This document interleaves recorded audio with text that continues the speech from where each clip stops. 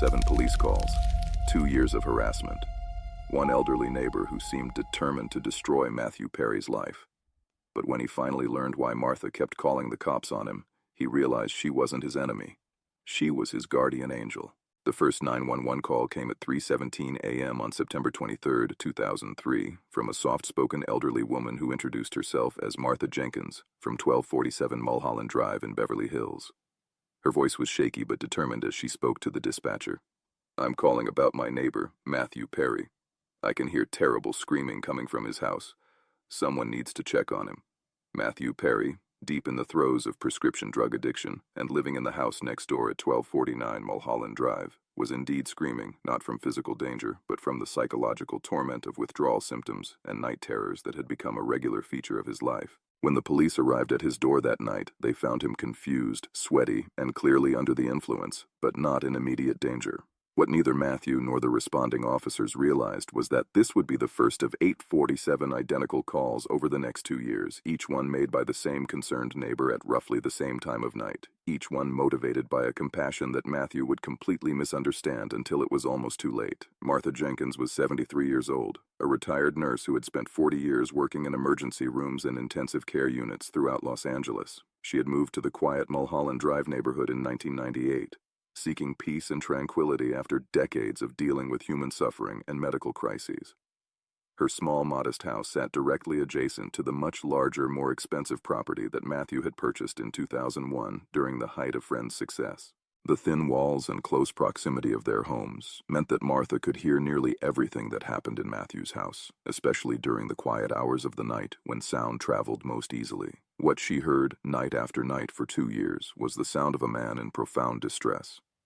Matthew's addiction had progressed to the point where he was consuming massive quantities of prescription painkillers, often mixing different medications in dangerous combinations that left him disoriented, paranoid, and prone to severe anxiety attacks. During the worst episodes, he would pace through his house for hours, sometimes talking to himself, sometimes crying out in frustration or fear, sometimes making sounds that Martha's trained medical ear recognized as signs of someone in serious psychological distress. From Matthew's perspective, the nightly police visits were a source of increasing anger and paranoia. He was convinced that Martha Jenkins was either a nosy busybody who disapproved of his lifestyle, or worse, someone who was deliberately trying to sabotage his career by creating a public record of police responses to his home. Each knock on his door at 3 a.m. felt like another step toward the complete destruction of his privacy and professional reputation. "I thought she was trying to destroy me," Matthew would later recall. "Every night, same time, same call, same humiliation. I started thinking she was some kind of vindictive old woman who wanted to see me fail." Matthew's paranoia about Martha's motives was exacerbated by his addiction, which had made him increasingly suspicious of everyone around him. He began to believe that she might be working with tabloid reporters, or that she was somehow profiting from his misery by selling stories about his condition to the press. He considered moving houses, hiring security, and even filing a harassment lawsuit against her. But Martha Jenkins continued making her calls, undeterred by Matthew's obvious anger and the growing frustration of the Beverly Hills Police Department, who were beginning to treat the regular calls as routine welfare checks rather than emergency responses. What Matthew didn't know was that Martha's calls were motivated by professional medical knowledge and personal experience with addiction that gave her unique insight into what she was hearing through their shared wall. Martha's younger brother had died of a heroin overdose in 1982, alone in his apartment, after neighbors had ignored his cries for help for 3 days because they assumed he was just being dramatic. Martha had lived with the guilt and regret of that loss for 20 years, knowing that if someone had simply checked on her brother, if someone had cared enough to call for help, he might still be alive. When Martha first started hearing Matthew's nighttime distress, her medical training immediately recognized the signs of someone struggling with substance abuse and experiencing withdrawal symptoms. But more than that, her personal history with addiction loss made it impossible for her to ignore what she was hearing. "I knew what those sounds meant," Martha would later explain to a close friend. "I'd heard them before, in the hospital and from my own brother. That wasn't just someone having a bad night. That was someone who might not survive without help." Martha's nightly calls to 911 weren't harassment. They were medical interventions. Each time she called, she was essentially conducting a remote wellness check, using the police as intermediaries to ensure that Matthew was still alive and hadn't overdosed alone in his house. The dispatchers at the Beverly Hills Police Department began to recognize Martha's voice and her consistent concerns.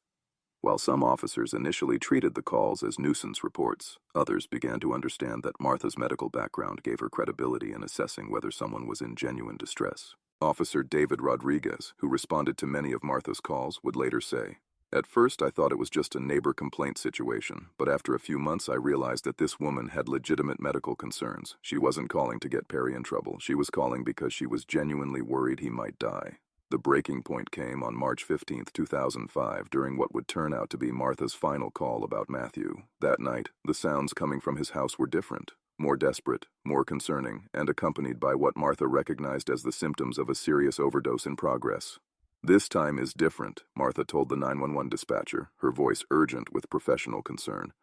"I can hear him vomiting, and he's making sounds like someone who can't breathe properly. This isn't just withdrawal. I think he's overdosed."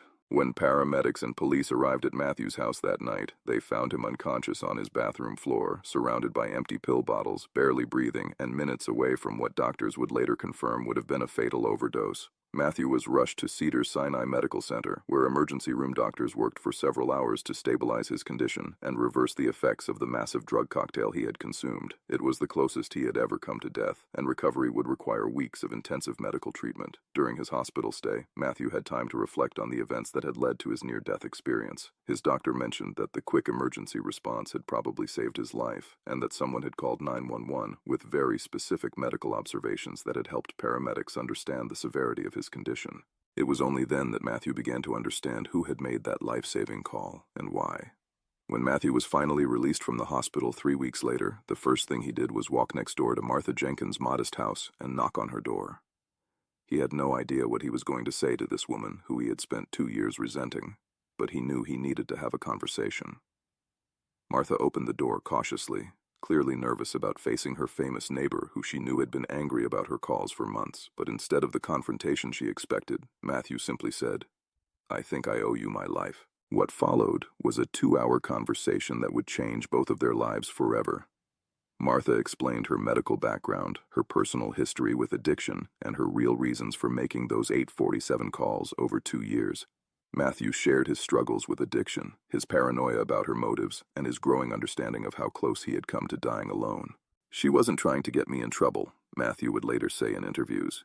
"She was trying to keep me alive. Every single night for 2 years, this woman who didn't even know me personally was making sure that if I overdosed, someone would find me in time to save me."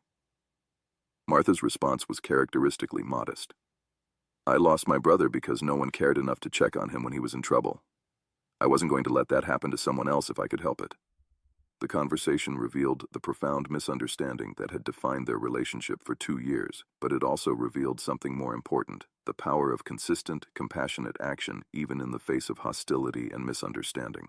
Martha had endured months of dirty looks from Matthew, complaints to the police about her harassment, and the general frustration of neighbors who thought she was causing unnecessary drama in their quiet neighborhood. But she had continued making those calls because she understood that someone's life might depend on her persistence. From that day forward, Matthew and Martha developed an unlikely but meaningful friendship.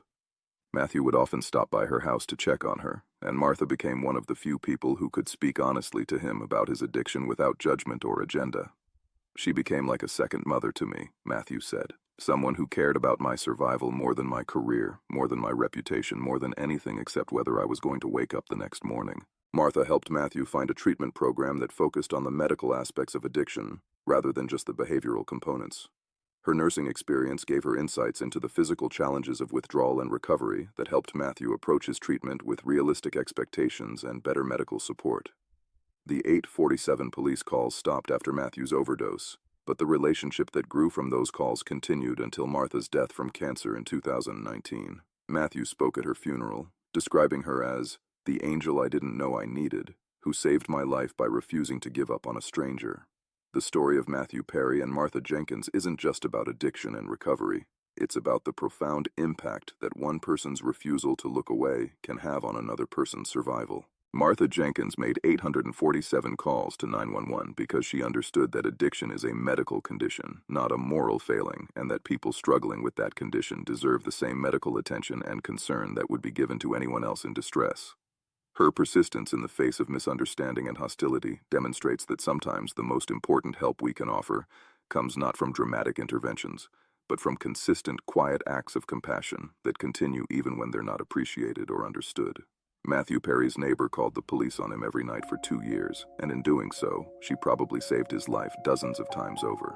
It was harassment that turned out to be love, annoyance that turned out to be angels, and 847 reasons why sometimes the people who seem to be making our lives difficult are actually the ones keeping us alive.